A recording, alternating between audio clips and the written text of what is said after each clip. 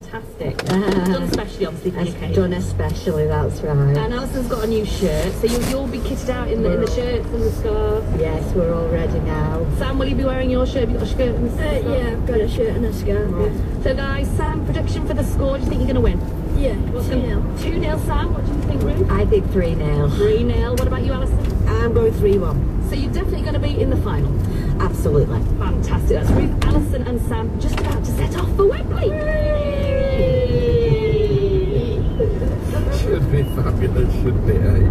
There you are. Good luck to them. Don't forget full match commentary on BBC Radio Manchester tomorrow. If you can't get there or indeed get to telly, it's going to be an absolutely cracking weekend.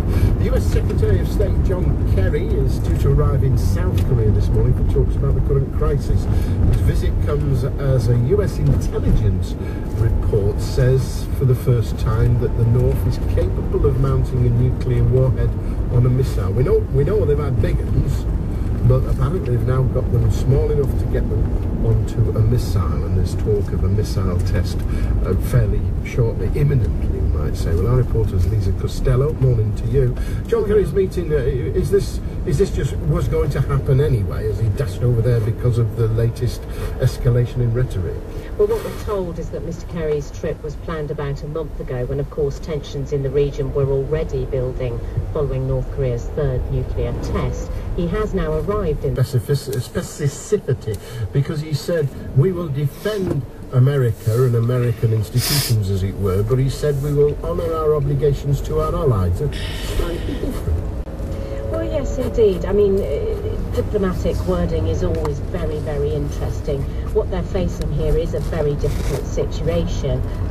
There is no doubt that there is a lot of tension in the area, and there is a need to be seen to be strong, obviously, in those particular circumstances, and to be prepared to make appropriate defence where necessary, but also to try and take the heat out of the situation a little as well, and use all due diplomacy to try to do that.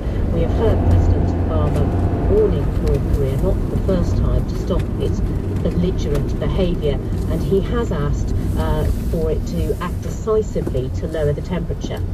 It's important for North Korea, like every other country in the world, to observe the basic rules and norms that are set forth, including a wide variety of UN resolutions that have passed. And we will continue to try to work to resolve some of those issues diplomatically.